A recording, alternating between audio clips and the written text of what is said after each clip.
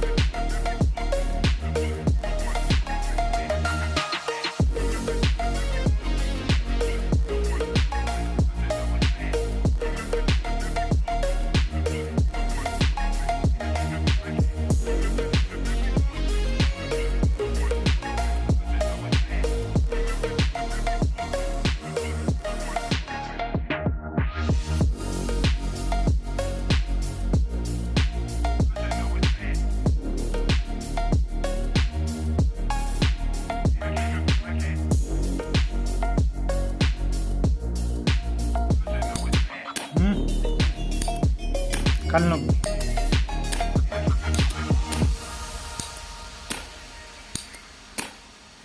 Pump बनकर ready है, बस इसे टेस्ट करने की बारी है। चलिए इसे टेस्ट करते हैं।